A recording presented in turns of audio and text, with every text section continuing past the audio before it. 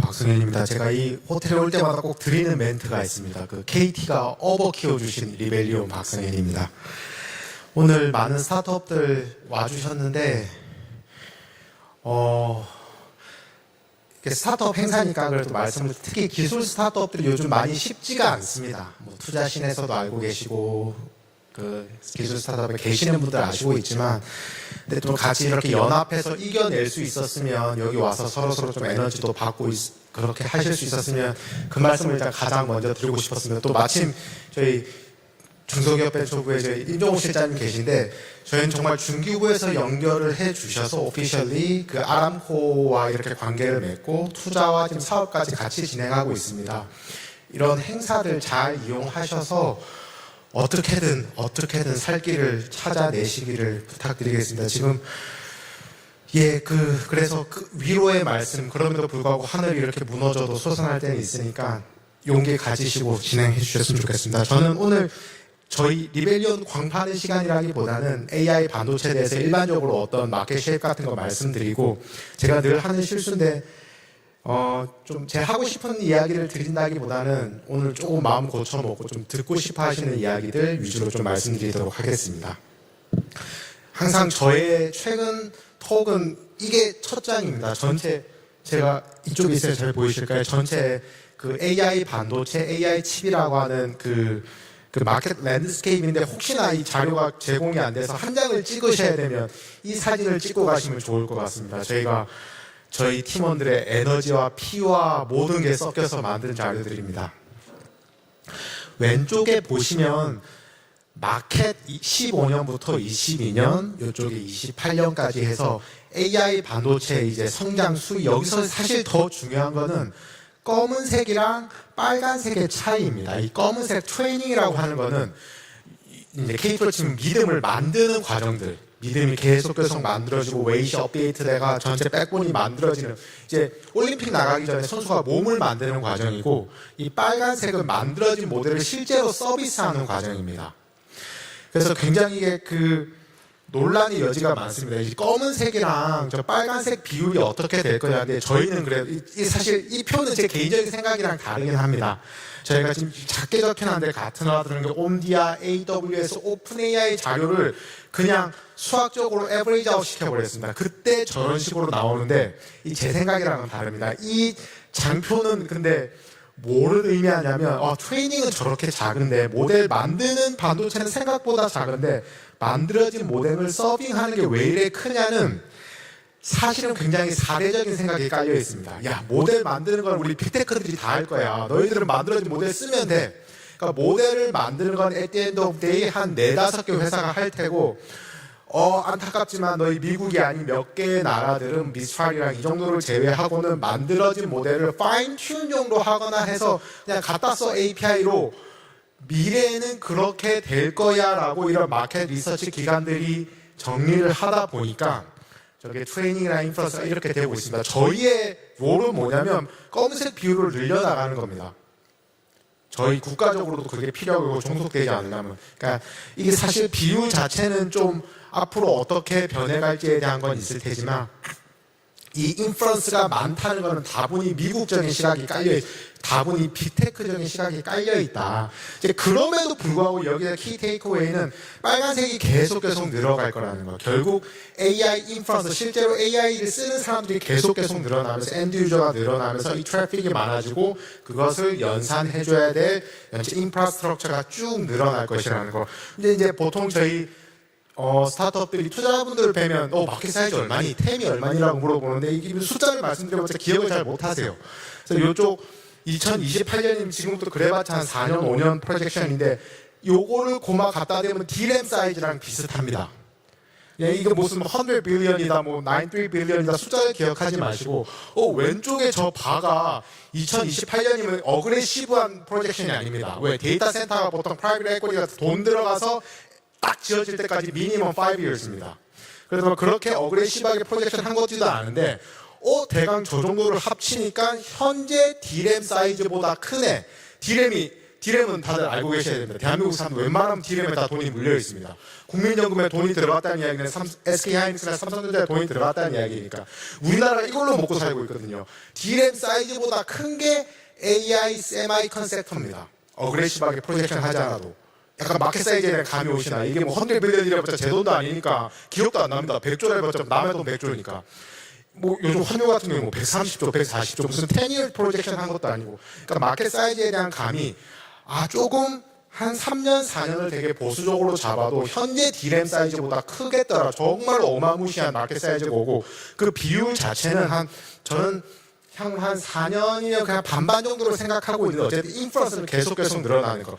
트레이닝은 이런 KT 같은 어떤 약간 큰 회사들의 영역이 반면 인프라스 같은 경우 저희 스타트업으로 써야 되는 그런 영역으로 봐주시면 된다. 마켓 사이즈가 어느 정도다?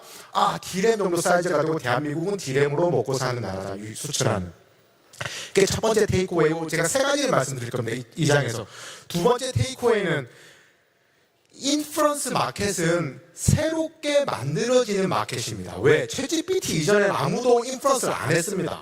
바둑두는 아주 소수의 사람들만 쓰지 실제로 트래픽이 나오기 시작한 거는 그 LLM이라고 하는 지금 마이크로소프트에서 그 챗GPT 서비스를 에즈에서 서비스를 시작하면서부터 실제 의미 있는 트래픽이 나와서 새롭게 생겨나는 마켓입니다. 이게 마켓 사이즈 큰 거랑 작은 거랑 상관이 없습니다. 새롭게 생겨나는 마켓의 장점은 뭐냐? 오늘 많은 사람들 와주셨는데 스타트업들이 공략할 수 있는 마켓입니다. 왜? 기존 마켓 사이즈가 엄청 커. 엄청 큰데 기존의 마켓에 있는 거면 저희가 개발하는 솔루션이 기존의 솔루션의 슈퍼셋이어야 됩니다. 기존 걸 드러내고 저희께 리플레이스가 돼야 됩니다. 기존 거 플러스 알파가 된 저희 솔루션의 슈퍼셋이 돼야 되다. 뭐 펑셔널 와이즈 저희가 GPU의 슈퍼셋이 되기는 정말 쉽지가 않습니다. 근데 새롭게 생겨나다 보니까 즉 앞으로 나타날 데이터 센터들은 뭐 넷플릭스라든지 이런 데이터 센터가 아니고 AI 데이터 센터이기 때문에 제가 새롭게 생겨날 AI 데이터 센터에서는 무슨 거기서는 비트코인 마이닝도 할 필요 없고 게이밍 그래픽스 렌더링도 할 필요가 없고 그냥 AI 훈련이랑 추론 종료로 만들어질 즉 저희가 딜리버해야 되는 솔루션이 기존의 GPU의 슈퍼셋일 필요가 없는 새로 생겨나는 마켓이기 때문에 제가 가질 수 있는 블레싱이긴 합니다. 전기차 마켓 엄청 크죠. 마켓 사이즈가 엄청 크지만 보통의 사람의 경우 B2C의 경우 전기차를 한 대 사면 굉장히 돈이 많이 안 드니까 보통의 가솔린차 한 대를 없애버리시죠. 차를 2대, 3대, 4대 사진 않으시니까. 새롭게 생겨나는 마켓이 아닌 대표적인 예고 AIDC 같은 경우는 LLM이 만들어낸 굉장히 새롭게 생겨나는 마켓 사이즈도 크지만 저희 스타트업에게 그리고 대한민국에게 의미가 있다 생각되는 부분들은 마켓이 새롭게 생겨나는 마켓이다. 세 번째 테이크어웨이 마지막입니다. 이쪽 여러분들 보시기에는 오른쪽 장표를 보면 현재 트래픽이 나오는 AI 서비스들을 쭉 정리해놨습니다. X축은 뭐냐면 아까 교수님이 먼저 말씀해 주셨던 모델 사이즈, 파라미터 사이즈 그냥 이게 테크니컬이 맞는 말이 아닌데 기본적으로 그냥 크면 성능이 잘 나온다는 말이 그냥 중학생보다 고등학생이 공부 잘해 막 대강통침 이런 느낌입니다. 이 사실이 아니지만 그리고 모델 사이즈 안에서도 각 그 파라미터의 숫자를 어떻게 리프레젠트 할 거냐 한자를 뭐 저희가 int4라고 하면 4빛을 써가지고 정수 하나를 표현하는 부분 int2는 뭐냐 비트 2개를 써가지고 비트 2개 쓰면 0, 1, 2, 3, 4개를 할 수 있게 인트 같은 경우들 그걸 이제 인테저 정수형으로 할 거냐 플로팅 포인트 부동 소수점으로 할 거냐라고 해서 모델 사이즈는 그대로지만 그 파라미터를 리프레젠트하는 숫자의 그 빗 수를 줄여가지고 전체 메모리 줄이는 방향들도 있습니다. 그런 것까지 감안된 것들 특히 Y축은 뭐냐면 시스템 리퀘어먼트입니다. 어떤 거는 말이 되게 빨리 나와야 되는 게 있고 이런 종류의 알고리즘을 자율주행했을 건 브레이크는 빨리 밟아줘야 되니까 빨리 밟아줘야 돼. 스루풋이 많아야 되는 거죠. 한 번에 우장창창창 나와줘야 되는 거. 또 이런 온 디바이스 쓰다 보면 에너지 에피션시가 무엇보다 중요한 AI 서비스 몇 번 썼는데 배터리 다 떨어지면 안 되니까 그런 레이턴시, 스루풋, 에너지 에피션시 관련된 시스템 리퀘어먼트도 굉장히 복잡합니다. 모델 사이즈에 따라서 시스템 리퀘어먼트가 3디멘전으로 복잡하다 보니까 즉 뭐냐 젠 AI라고 하는 애들은 전선이 무지 복잡하고 입체적입니다. 뭐가 레이턴시가 좋아야 되는데 여기서 끝이 아닙니다. 스루풋은 최소한 이 정도가 돼야 되고 at the end of the day 이게 3 빌리언인데 모델이 뭐 11 빌리언까지 클 필요는 없겠는데 앞에는 또 컴퓨터 바운드야. 대부분 메모리 바운드. 굉장히 시스템 리카운트가 복잡합니다. 그 어떤 알고리즘보다. 그래서 여기서 주는 키 테이크어웨이가 뭐냐 엔비디아가 너무너무 잘하고 있죠. 엔비디아는 AI 반도체를 공부하실 때 저희 리벨리언이라고 공부하실 필요 없습니다. 엔비디아는 그 AI 반도체 그 자체입니다. 죄송하지만 저희는 비교적 별로 보실 필요, 투자자분들이 아니다면서 보실 필요는 없는데 엔비디아는 그 정도로 잘하고 있고 엔비디아가 얼마나 잘하는지 제가 여기서 2박 3일을 떠들 수 있습니다. 너무너무 잘하고 정말로 이노베이션 그 자체입니다. 저는 엔비디아가 브로드컴이나 텍사스 인스트루먼트나 인텔이 연장선상에 있는 회사라고 절대 생각하지 않습니다. 어떤 세마이컨 섹터에 있는 회사가 아니고 엔비디아는 어떤 회사냐면 테슬라, 스페이스X 그 다음에 엔비디아 이런 혁신 기업 중에 연장선 스페이스X 얼마 전에 보셨나요? 이거 다 있었던 거. 그런 종류의 회사입니다. 왜? 하나만 제가 인디케이터를 드리겠습니다. H100가 나오고 그래스하프 100가 나오고 이걸 매년 발표합니다. 누구 좋으라고? 엔비디아 신제품이 나오면 누구께 안 팔릴까요? 엔비디아 구제품이 안 팔립니다. 엔비디아 신제품이 나온다고 해서 다른 경쟁자 제품이 닫히는 게 아닙니다. 이미 젠슨 황이 뭐가 다른 CEO일 뿐만 아니라 파운딩 CEO입니다. 파운딩 CEO가 가진 사람은 단순히 돈 벌겠다 뭐 하겠다 이런 개념이 아닙니다. 그게 파운딩 CEO가 갈 수 있는 저는 굉장히 큰 장점이라고 생각하는데 세상을 바꾸려는 사람들의 모습 엔비디아 정말 입 아픕니다. 엔비디아 얼마나 훌륭한지에 대해 이야기할 건. 근데 포인트는 이겁니다. 그럼에도 불구하고 제가 엔비디아가 이상하다 말하면 저는 감옥 가야 됩니다. 그 잘못된 이야기. 엔비디아는 무척 훌륭한 기업입니다. 그럼에도 불구하고 저희 같은 스타트업에게 혹은 대한민국에 기회가 있다면 이 마켓 랜드스케이프 때문에 그렇습니다. 제네가 만들어놓은 테일윈드들. 전선이 너무 복잡하기 때문에 시스템 리퀘어먼트나 모델 사이즈의 전선이 너무 복잡하기 때문에 로마 제국이라 하더라도 전선이 너무 복잡하니까 전 유럽을 다 커버가 안 되는 겁니다. 여기서 치고 나오고 저기서 치고 나오고 이 파라미터에서는 하이 프리퀀시 트레이딩에는 거기 마켓 위너가 나오고 싱가포르 로컬에서는 얘네들 마켓 위너가 나오고 이게 사실 HBM 쇼티지라는 게 몇 개 있습니다. 메모리 쪽 HBM 쇼티지가 지금 사실상 HBM은 SK 하이닉스 한 군데가 독점 공급하고 있고 이러다 보니까 여러 가지로 지금 좀 뭐가 이렇게 잡혀 있는데 이게 해결되는 한 4년 5년 사이에서는 정말로 이렇게 춘추전국 시대가 이루어지고 그게 해설됐을 때 이제 자동차 인터넷이랑 똑같습니다. 그때는 M&A가 되면서 이제 마켓 위너들이 생겨나겠죠. 그 전까지는 엔비디아가 무척 잘함에도 이런 AIR 스타트업들이 대한민국에 기회가 있다면 마켓이 복잡하고 마켓이 무척 큰데 새로 생기는 마켓이야. 이 세 가지의 그 마켓 그 제네가 만들어오는 테일윈드 때문에 그렇다라고 이해해 주시면 되겠습니다. 그냥 아무 근거 없이 우리가 엔비디아에 뭐가 되겠어요? 이런 컨셉은 아니라는 말씀 다시금 드리겠습니다.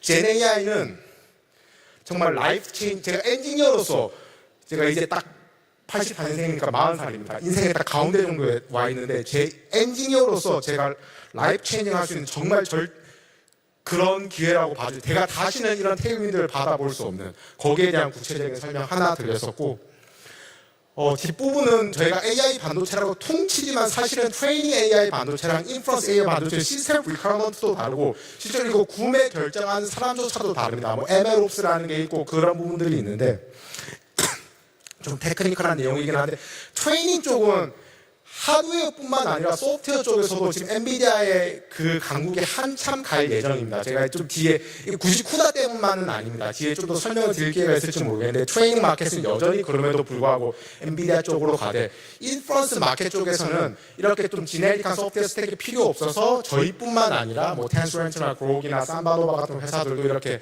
많이들 나오고 있다. 그러니까 AI 정확한 워딩은 AI 칩, AI 하드웨어 액셀러레이터인데 그 관점에서 두 개가 좀 구분되어 있다 정도만 테이크어웨이를 갖고 이 구체적인 내용은 다 까먹으셔도 되는데 두 개가 다르 내가 AI 반도체 하는 회사요라고 하면 첫 질문이 트레이닝 만드는 칩이세요? 인퍼런스 하는 칩이세요? 첫 질문이면 되게 좀 있어 보이긴 합니다. 그래서 이 정도 장표는 그냥 기억해 주시면 좋을 것 같고 왜 GPU랑 저희가 만드는 인퍼런스 칩이랑 다른이라는 요거 빗살 무늬 되어 있는 걸 제가 드러낸 겁니다. 그래서 수술했다고 보시면 됩니다. 그러니까 썰전이라는 표현을 말하면 GPU에서 필요 없는 부분을 썰어내고 있는 것만 남겨도 어느 정도 에너지 에피션시가 나오는 관계. 근데 누가 왜 너희 AI 반도체 NPU는 GPU보다 이런 부분들이 좋니라고 하면 그냥 썰전이라고 생각해 수술 다 열어놓고 불필요한 것도 빼. 그래픽스한 내용을 빼다 보면 그것만 빼기만 해도 어느 정도 에어리어 에피션시랑 파워 에피션시가 나오는 거. 저희 칩이 그렇다는 건 아니고 그 정도만 돼도 된다. 그래서 제가 이 부분을 듣고 가셔야 됩니다. 잠에서 깨시기 바랍니다. 지금 이 부분을 이 부분을 안 들으시면 제가 사기꾼이 되니까. 제가 리벨리언스가 엔비디아보다 좋다라고 말씀드리는 건 안 되죠. 이거 마켓 캡 차이가 얼마가 나는데. 엔비디아는 무척 잘하지만 엔비디아가 100가지 애플리케이션이 있으면 저희는 한두 가지만큼은 이 인프런스에서, 특히 SLLM 같은 이 인프런스에서 특정 도메인만큼 저희가 분명히 잘한다는 이야기를 늘 말씀드리고 있습니다. 데모 동영상도 있고 실제로 보여드리는 게 있어서, 그러니까 저희가 100가지를 다 커버할 수 없지만 백화점 지하에 가서 그 백화점 지하에 가면 웬만큼 좋은 퀄리티의 음식들이 다양하게 있거든요. 그게 엔비디아라고 하면 저는 백화점처럼 화려하지는 않지만 돈가스 맛집이 어디 순대국밥 같은 숨어있는 그거만큼은 백화점보다 훨씬 더 잘할 수 있다. 특정 섹터에서는. 거기서 넓혀 나가는 게 처음에 시작이 인프런스고 LLM이다.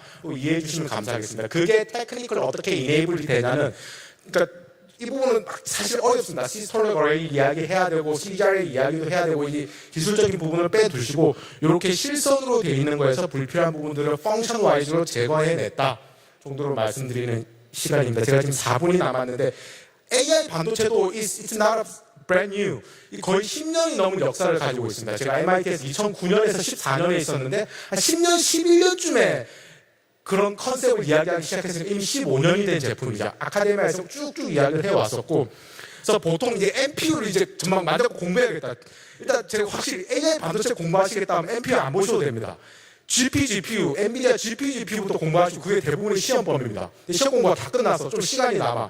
그래서 NPU를 공부해야 되면 저는 인텔 하바나 랩스 옛날에 가우디랑 고야 버전부터 쭉 공부해 주시면 되는데 이게 사실은 막 논문이 막 남아있지 않습니다. 깃허브에 좀 남아있는데 그래서 혹시나 NPU의 발전 역사를 공부해야 되면 구글 TPU는 굉장히 퍼블리케이션을 잘 남겨놨습니다. TPU 버전 1부터 TPU 버전 3고 코오토 중에 UC 버클리 교수님들이 계시거든요. 그러다 보니까 잘 남겨놔서 물론 논문이다 보니까 각각 논문에서 뻥을 치고 있습니다. 엔비디아 대비 무슨 300배가 좋다, 엔비디아 대비 60배, 70배가 좋다는데 각각의 논문이 뻥을 치고 있지만 논문과 논문으로 비교해보면 됩니다. 그 전체 실험 베이스라인이 같기 때문에. 그래서 TPU 버전 1, 인프런스만 되는 거에서 TPU 버전 3로 가면서 어떤 부분이 변했는지 마지막에 현재 삼바노바 그래프코 같은 회사들은 CGRA라 그래서 FPGA랑 AG 가운데 정도에 딱 주고 있는 그런 아키텍처가 있습니다. 그게 현재 1세대 NPU에 저희 쭉 랜드스케이프, 제가 리벨리언스가 있고 IBM 왓슨 칩도 그렇고 인텔 이제 가오디 가기 전에 고야 정도가 어땠냐면 좀 플렉서빌리티를 좀 희생하더라도 Y축에서 좀 저희가 떨어져 있죠. 삼바노바나 그래프코보다 플렉서빌리티를 a little bit sacrifice 하더라도 에피션시를 왕창 땡기자 비대칭적으로 하고 저희가 2세대 NPU라고 저희가 주장하고 있는 그런 부분에 대해서 저희가 한 10년 가까운 기간 동안 아카데미아에서 인더스트리에서 쭉 이렇게 발전이 되어 왔다. 제가 사실 이건 저희 리벨리온 광판 슬라이드라서 넘어가고 제가 드리고 싶었던 사실 마지막 딜리버리는 이 부분입니다. 소프트웨어. AI 반도체 이야기할 때 결국 제가 드려야 되는 말씀은 소프트웨어입니다. 제가 놀랍게도 제가 PhD가 컴퓨터 사이언스입니다. 저는 언더는 WES 했었고 졸업하고 유학 가서는 컴퓨터 사이언스 아키텍처 쪽에서 있었는데 결국 이 이야기를 해야만 합니다. 소프트웨어 이야기를. 암만 좋아도 이코 없이 뭐가 되지는 않습니다. 그래서 여기 약간 그 예전 엔지니어링 느낌, 저 정도 연배되는 사람 엔지니어 느낌이 뭐냐면 예전에 서버는 인텔 x86 안 썼습니다. 여러분들 286, 386, 486, 펜티엄 이런 거는 PC라고 해서 퍼스널 컴퓨터였습니다. 이거는 서버로 쓰는 사람이 없었습니다. 옛날에 서버 저 정도 뭐 선 마이크로 시스템스 같은 거 기억하나 봐. IBM 이런 거 기억하시는 분은 너무 옛날 분이시고 선 마이크로 시스템스 오라클에 애퀴지션 된 그쪽에 당시 가격으로 한 2천만 원짜리 서버들이 있었는데 그게 소프트웨어 뭐였냐? 유닉스였습니다. x86라고 하는 인텔 플랫폼 뭐 386, 486, 586, 86, x86로 서버로 쓰게 되는데 메인 이네이블러는 유닉스라는 오퍼레이팅 시스템이 유닉스라는 소프트웨어가 리눅스로 넘어오면서 리눅스랑 유닉스의 차이는 뭐냐? 리눅스는 오픈 소스였습니다. 그 소프트웨어 패러다임이 변하면서 그 IBM에서 선 마이크로 시스템 at the end of the x86 결국 인텔 지온이 more than 9% at some point 마켓 쉐어를 거의 다 독식하는 그런 상황. 지금 인텔은 조금 이렇게 하고 있지만 2014년 15년 기준으로 마켓 쉐어가 거의 90%에 육박했던 x86 서버가 있게 한 데는 유닉스에서 리눅스로 넘어가면서 그렇습니다. 이게 하드웨어 쪽에서 패러다임 변화가 절대 먼저 일어나지 않습니다. 사람들이 굉장히 잘못 생각하고 있습니다. 야 인텔 CPU 쿨한데 IBM 보다 쿨하던 데서 넘어가지 않습니다. 그리고 리눅스의 핵심 근간은 오픈소스라는 데 있었습니다. 그 오픈소스 처음에 왔을 때 저희 이제 팀원분들, 저희 구글에서 오래 일하셨던 분이 와서 말씀해 주시더라고. MSR이라고 마이크로소프트 리서치라는 데가 있습니다. 마이크로소프트는 어딘가요? 지금 KT랑 같이 협업하는 소프트웨어 제일 잘하는 데입니다. 당시에는 소프트웨어를 돈 받고 팔던 넘버원 지금의 어떤 느낌이니까 그때 마이크로소프트 회사가 두 군데가 있습니다. 마이크로소프트와 짜바리 회사들. 마이크로소프트가 탑 원유 회사 지금도 잘하지만 당시에는 특히 거기에 MSR은 이거였는데 MSR 사람들이 모여서 오픈소스한 사람 됐다고 이야기를 하는 겁니다. 야, 도대체 오픈소스가 뭐냐? 이 말이 되냐? 사람들이 왜 오픈소스 가서 올리고 있냐? 돈도 안 되는데 소프트웨어 코드로 돈 받고 파는 건데 이 컨셉이 무너졌죠. 오픈소스에서 리눅스가 되면서 커널들이 커스터마이즈 되고 결국 여기서 커머셜 외대 같은 게 올라왔죠. 그러면서 프로세서 판이 바뀌었던 겁니다. 제가 1분만 더 이야기하겠습니다. 이게 지금 뭐냐? 지금 AI 칩에서 신락 같은 희망이 있다면 예전에 쿠다로 넘어오면서 라이벌리화가 됐던 것들이 지금 파이토치라든가 허깅페이스처럼 스탠다드 돼 있는 소프트웨어화가 넘어오고 있습니다. 지금 만약에 프로세서 판이 패러다임이 변해야 된다면 저는 그 이네이블러가 사실은 GenAI나 이런 게 아니라 파이토치랑 허깅페이스 같은 스탠다드화 되는 예전에 유닉스에서 리눅스로 넘어갔던 그런 변화 때문일 거다. 거기에 대해서 저희가 베팅하는 팀이고 다른 스타트업들도 이런 시스템에서 같이 봐주시길 바라겠습니다. 제가 20분 톤 거의 못하는데 여기까지 줄이도록 하겠습니다. 감사합니다. 리벨리온 박성현이었습니다. 네, 박수 부탁드립니다. 지금까지 리벨리온의 박성현 대표님 발표가 있었습니다. 좋은 말씀